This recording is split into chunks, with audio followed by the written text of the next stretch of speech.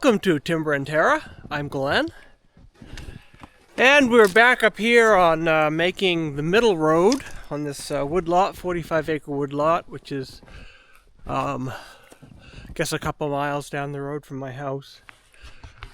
I actually made a fair amount of progress. In fact, since the first part of this, my wife and I did come up here and cleared probably another 100 feet.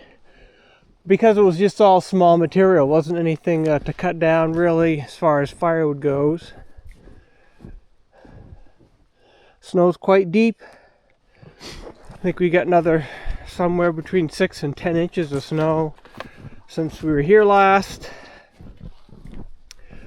So, and here we are. So basically here's where we had driven the tractor back last time. So there was somewhat of a firmer base. From here on out, I'm guessing it's at least 2 feet deep, maybe 2.5 feet deep. The green ribbons sort of go that away. So basically we're heading straight back, sort of straight back from the way the tractor is, to meet up with the green ribbons and then sort of follow that along. So, from what I can see here, there's obviously this white birch to the left. We'll go to the right of that. Sort of peeking behind there, you can see that's a nice straight, smooth bark gray, which is a beech without the beech bark disease, which is a little bit rare, less frequent than with the bark disease. So that's right there. We'll go to the right of that as well. So basically between us and, at least as far as I can see, the green ribbons is really just maybe 2 or 3 firewood trees that might be 6 or 8 inches in diameter, breast height. But other than that, it's just going to be little stuff like this. So I'm not going to bore you with a lot of that. Boy, this is really deep.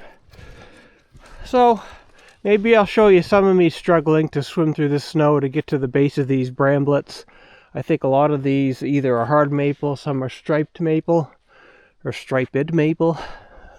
I guess depending on how you say that word, say that species. And then I'll do what I have done, which is clear a spot of, 10, 20 feet, then track back with the tractor so I can make it a little bit more easier to pass walking. And then we'll cut down, cut up, and drag out any firewood.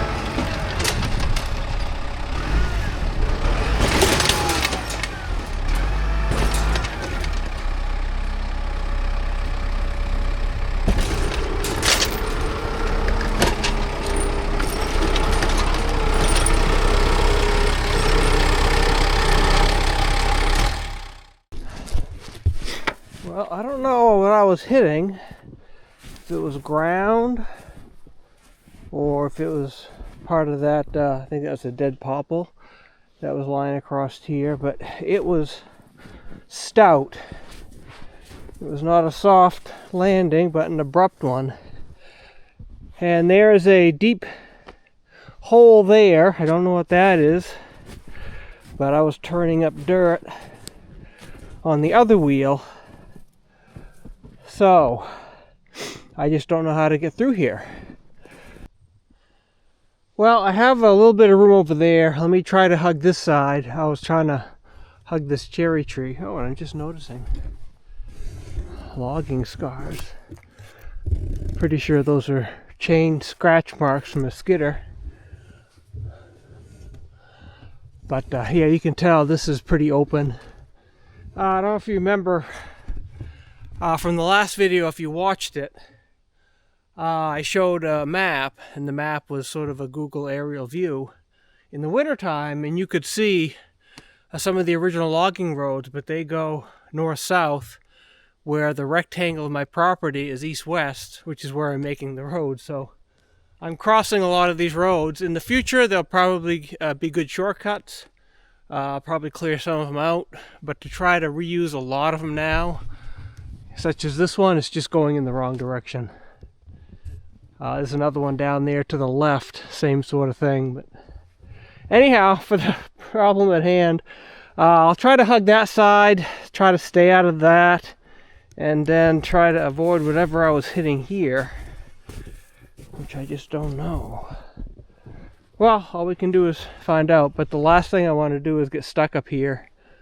So I'm going to be careful, and if it looks like it's just not a thing, then I will have to wait till the snowpack gets a little bit shallower so I don't get hung up.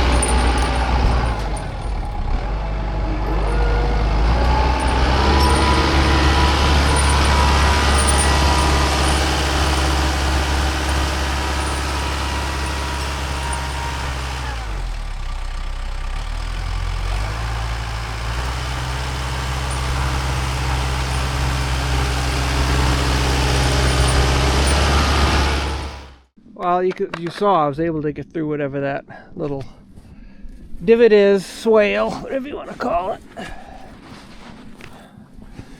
Or this dead popple, I'm guessing. Al uncovered a stump that I didn't know was there.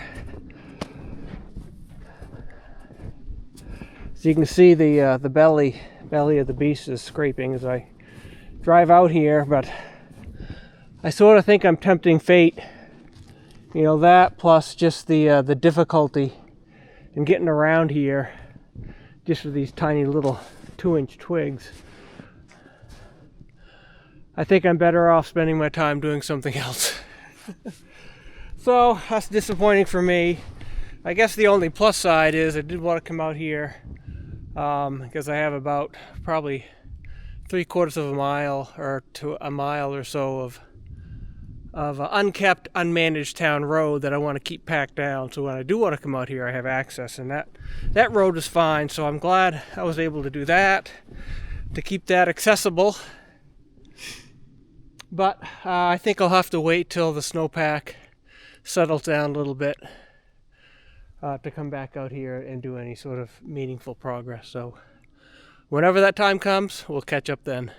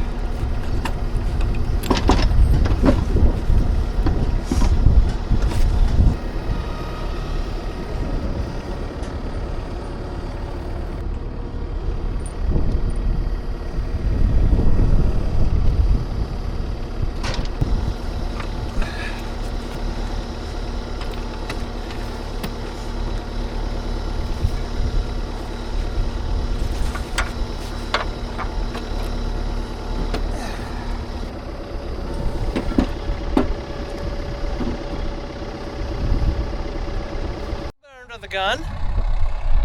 So I've broken out my, I guess what I refer to as my ATV trailer, my four-wheeler trailer. So I'm trying to figure out, or I'm trying to finish up my cedar and figuring out how to do it because I have less than a week now where I have to have the logs delivered to the mill. They are shutting suppliers off because they have too much material, and they're just going to work down their inventory during the summer, probably next fall. So my plan had been to bring the log loading trailer. You can see the red thing there with the grapple. But the roads, I just can't. We've had too much snow. It's been too cold. They haven't packed down. So I think my only chance is to use this trailer, hand load them in there, bring them out. That other one's just going to be too heavy. And this is the low road that I've been working on a couple of videos ago, I think. So I have a relatively steep hill to climb up to get out of there. And in my experience, just with the tractor alone, I spin a little bit. So to try to haul a heavy trailer behind me, I don't think is going to work. I don't know how well you can tell here, but where the tractor sets, this is nice packed, because I've driven over this plenty of times through the winter. Over there basically is soft snow right down to the ground. There's a significant difference, probably I'd say close to a foot in elevation between the packed road and where the wheels of that trailer set. So I am going to try to get back out there. I did have success going out there yesterday with just my tractor. I really only have one path out there, so I'll have to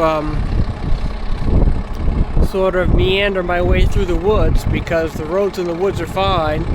They don't have the blowing snow that keep filling in my paths that I make in the fields. And the tractor just sits there and jitters and spins until it'll eventually get hung up on the snow at the belly.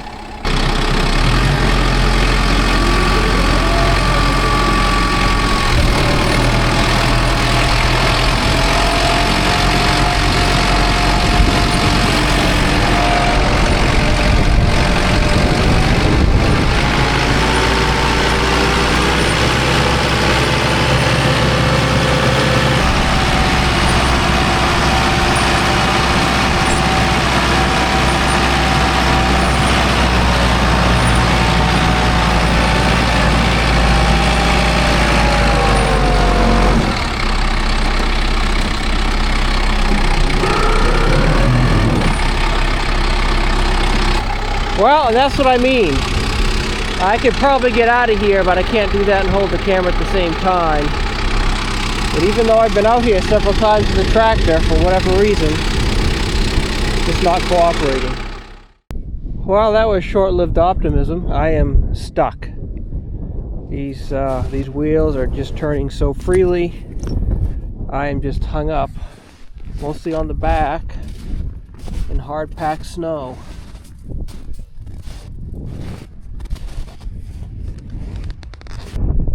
Normally I could use my winch, but really the only tree I have nearby is that one to pull myself at least out of the hole. I may try that since it's the only thing nearby. At least to get out of this hole, I'm thinking if I can set off to the left, maybe I'll have a better chance, or this just could be a waste of time. I'm not sure.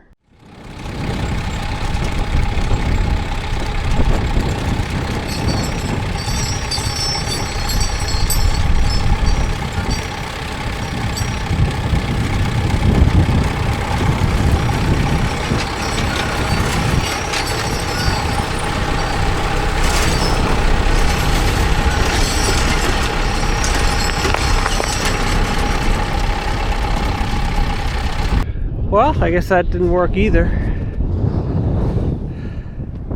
I moved a little bit, but the tree moved more than I did. So I guess that red maple's really nothing to keep now.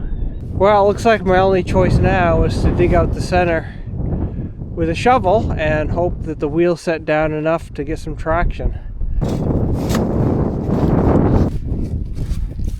So I'm guessing what happened is I got off the hard packed of the snow with the wheels, but it's hard. Even with these studded chain tires on there, you know, you make one little slip up and you get off the edge of the snow and it'll just drag you, it'll just suck you off.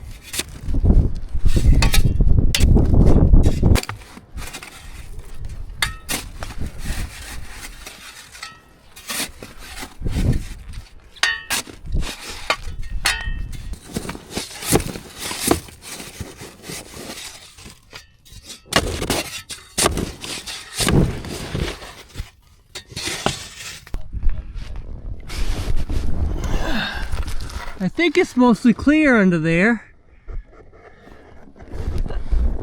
Best I can tell. The front is, that's all loose snow. Under here was hard packed. And based on this, I'm guessing the tires are on the ground. So, as you can see here, the alignment of the tractor, it's like these are in the center where it's probably not packed down, and the right tires are probably just off. So my best bet is to try to get the tractor back off to the left. Let's see if I'll have any luck doing that.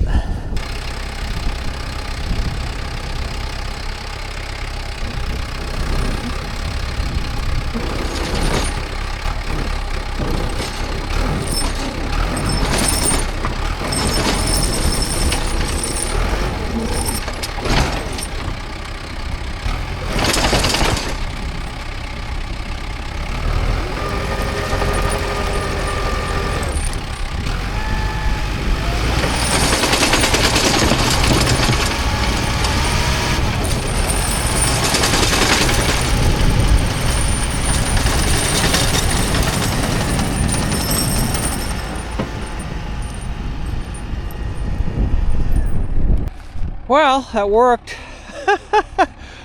That's now my issue is, well, I have an extra firewood tree, is when I come back here, if that's loaded with cedar, what am I going to do?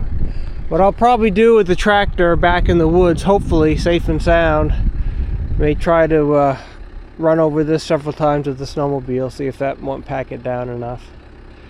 But anyhow, hopefully it's free sailing from here to where we need to go to get the cedar.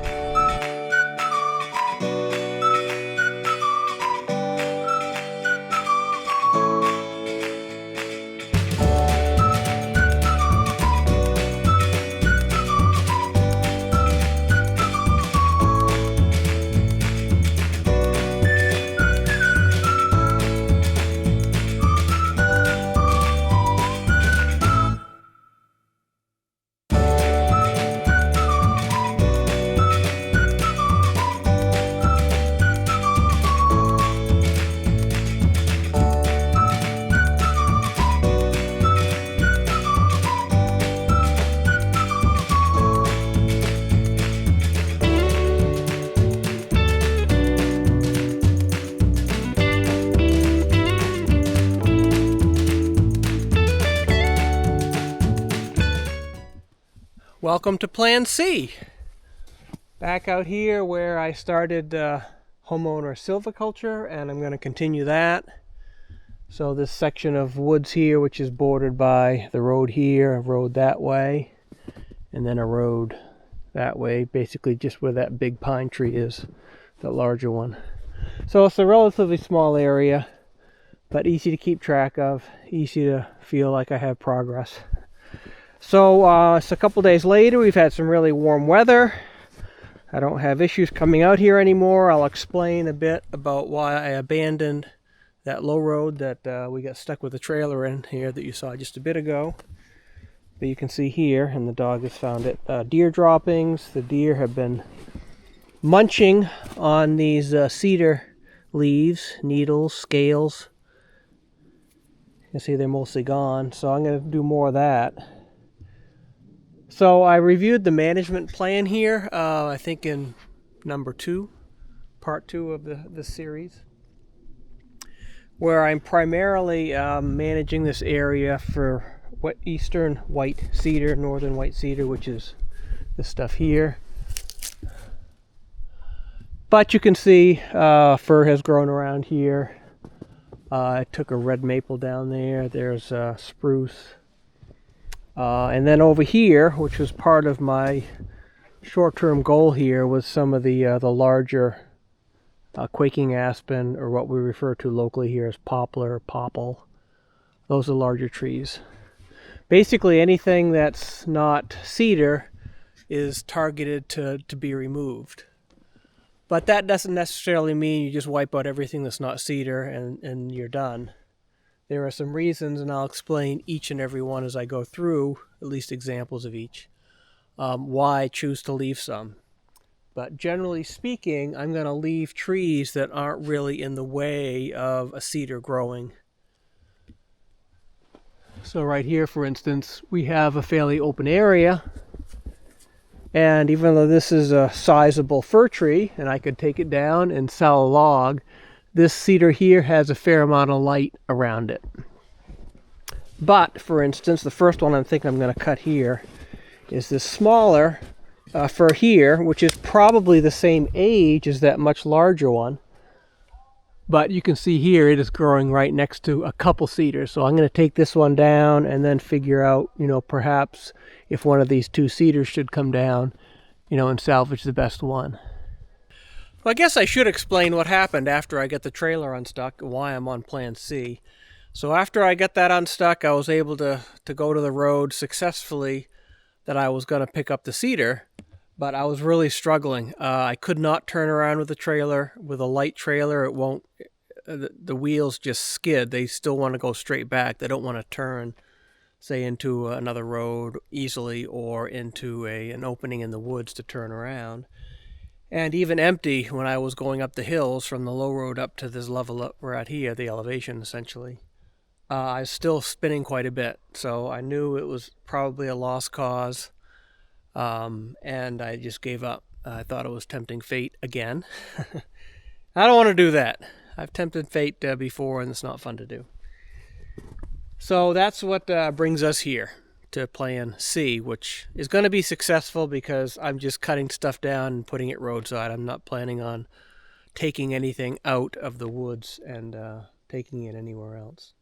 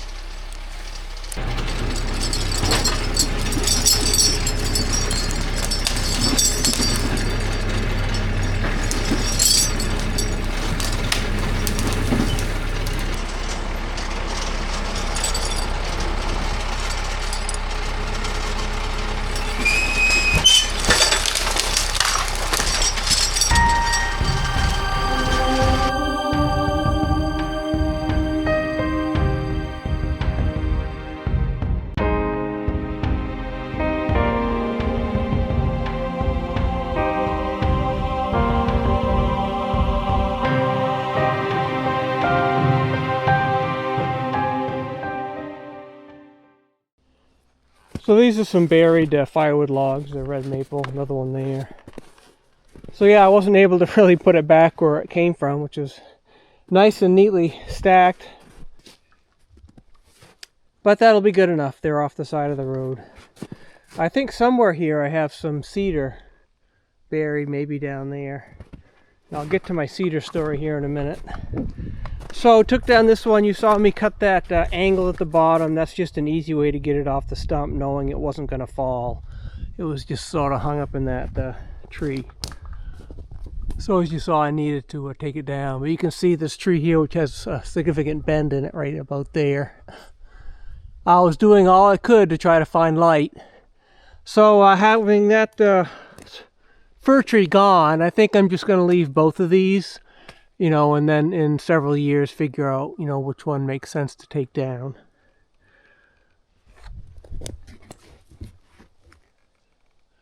So these have a lot more light than they did between what we just cut now and what I've cut in previous videos over here. So regarding my cedar story, so in this video, well, plan B sort of started out, I was trying to gather cedar because I was you know, working against the clock. So I'm just not going to make that clock. So what I've decided to do is instead sell my cedar to a different mill. Their minimum requirements are larger. So where I was able to sell a piece as short as 6 feet down to a 4-inch diameter top, now the mill that I'm going to sell to, they'll buy all year long, which gets me, sort of relieves me of the time pressure. But their minimum requirement is an 8-foot log, 6 inches in diameter. So any of the 6-foot logs that I've cut are just going to be waste. Any of the 8-foot logs that I cut that are less than 6 inches in diameter will be waste. But I do have a fair amount of 8-foot. And the other thing is they will also take 10-foot and 12-foot, again, as long as it meets that 6-inch diameter minimum. So as perhaps you can notice here, the snowpack has settled significantly. We've only had like 2 days of warm weather, like in the 20s, 30s, and now I think it actually broke 40 today for the first time in at least a couple months. So it is much easier working around in here now. So my last time we did a video here, my objective was to take those, determine which of those poplar trees to take down. And I was going to work over there, which is on the farther side as you're looking, where there's a field where I would access over there. But the snow is still fairly deep out in the field. So I'm just going to work my way down this way along this road until I reach the end and then work my way back. By the time I get over there, maybe that field will be a little bit better access and the snowpack will have subsided a bit more. All right, there's a bunch of junk here, so I think what I'll do is I'll cut down some of these on time lapse. But just to review the products, So my objective here is to carry out my management plan for cedar, but in doing so, as I mentioned, I have cedar products that I can get. These poles here, which are the ones that I cut from that fir that we just took down, those are going to be, they're 12-foot pieces for my corduroy road. That's going to be in a section of road just over the bank there, my lower road, actually on the other side of the stream, where it's a real muddy road. So I've been playing with corduroy roads, and we'll really sort of test that out this spring. I mentioned the firewood logs, so that's product number 3. And product number 4 is saw logs. I think I have a couple saw logs buried here. So if I do happen to cut down a fir that has at least 5 inches diameter on the top, then I can sell that. And that'll go to a different place in the cedar mill. So yeah, there's 4 different products that I'm able to cut while I'm sort of doing this timber stand improvement.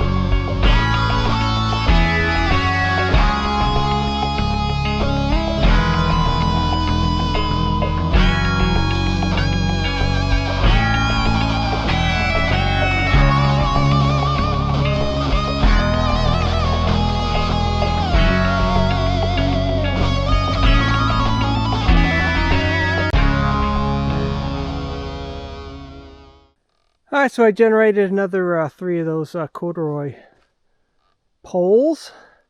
Took down a bunch of junk. There are some dead trees I'll leave, such as this old either red or white spruce. By the color of the bark, it looks red.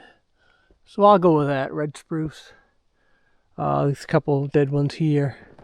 So what we did, there were 2 dead cedars there. You saw me cut up those. They had no needles on them, no leaves. And they were not big enough. They were not 6 inches in diameter at 8 feet, which is my minimum now. But taking down those dead ones, taking down some other junk firs, some of which I made the poles out of. I opened up this cedar here, opened up this one here significantly, which is the one that I just most recently cut down, was blocking a lot of that. So next on the agenda is this one, which I believe is red maple. Oh, wow. Looking at the buds and the bark, it might be hard maple. I don't think I've ever seen a hard maple this close to my house. The only ones I have are, boy, I think that's hard maple. So that's a harder decision. If it's red maple, it's easy, it's going. But it's hard maple. Looking at the buds, I don't see the big, round, swollen, almost furry looking buds like on a red maple, but that's, it's 50 feet up there. Boy, if this is a hard maple, I'm gonna leave it. All right. Well, in this neck of the woods then is there's a triplet here that I pointed out the last video. I think it was, or a couple of videos ago. I'm not going to take all of them. I think I'll take that middle one down.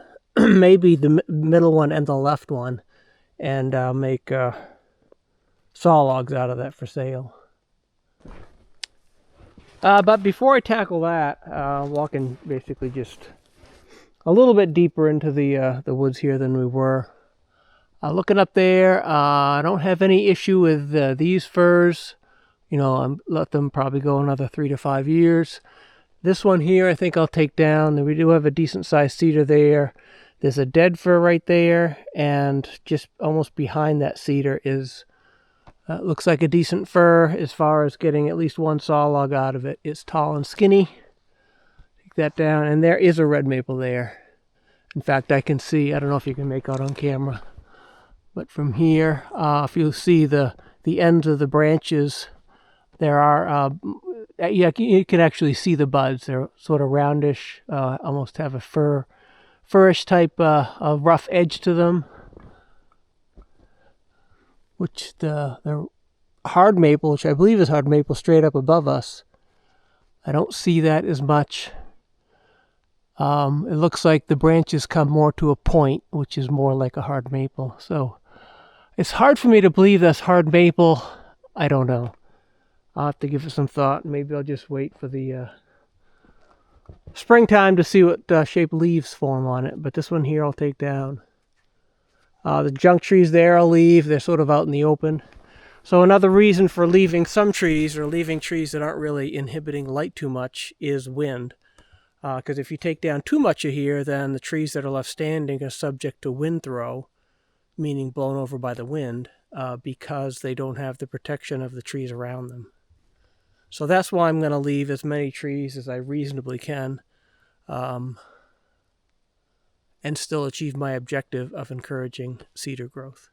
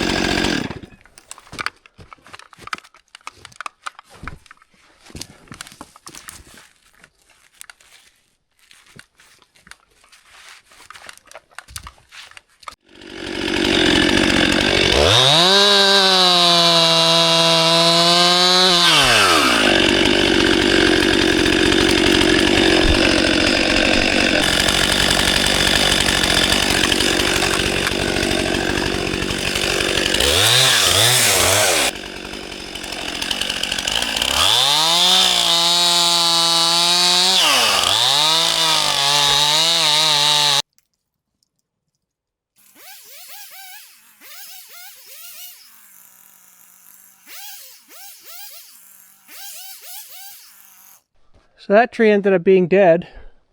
From here, it's hard to tell because against the white sky, the needles just look like a dark silhouette. But those needles are present, so it only died last summer, but they're brown. But lots of light up there, more than there was. Actually didn't notice this cedar here. They're not the best ones. They have the split fork there. But this one will make a nice first cut log, probably 10 or 12 feet. This one will be at least 8 feet. Even beyond that fork, that stem to the right will be a decent log as well. So I got a 16-foot log out of here and 2 of the 12-foot poles. So you can see here basically where the top of that tree is the road that goes perpendicular to the one that my tractor's on. So really in a much smaller area than it might first appear. So we've come to the triplet tree, which is on the corner of 4th and Main, this road and that road. So I think what I've decided to do with this is just take down that small tree, leave the 2 there. This will let a little bit more light in. That's not going to make a good log, even if it's 5 inches. It's got just the slightest bit of a crook there. So with the smallest diameter log, I don't want to sell one that has a crook in it. So I'll just take that down and cut it up into poles, then work our way that way. We have the 16-foot log there and a couple of poles right there that are buried in the snow I want to make sure I get before I leave, otherwise I'll forget them. So I'll just take this one down in a time lapse and cut it up.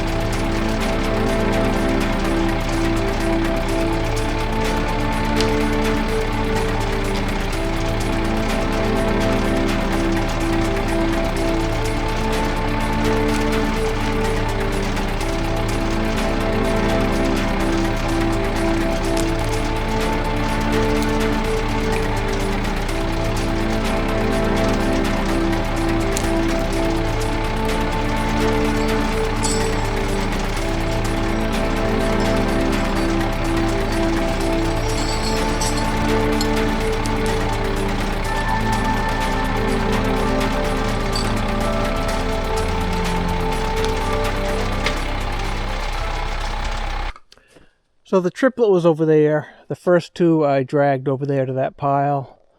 And the third one, a third log I got, or pole, 12-foot pole, I dragged over here. With the two that came from the top of this tree, this is the 16-foot log that we got. So it looks a lot more open. A lot of trash there, a lot of good trash there on the forest floor. Continue on. This one here, I haven't, there's not many live spruce tree here. That's the spruce tree there, and the top looks rather healthy. It's been suppressed. I don't know what was here. I'm guessing there was something here that took up that light space. So hopefully that spruce takes off. This little cedar here, which is sort of misshapen, was right next to this rather large pasture spruce, a white spruce. You can see the roots right there. So that was sort of growing in and amongst the branches, but it may straighten out a little bit. Actually, it doesn't look too bad now that I get up closer to it. Way up there is quite a crook in it. But so that pasture spruce I took down, I think last spring. I don't recall if I videoed that or not. I may have. So I'm gonna stop for here. It's getting towards the end of the day. It's starting to sprinkle, and the sprinkles are just starting to pick up.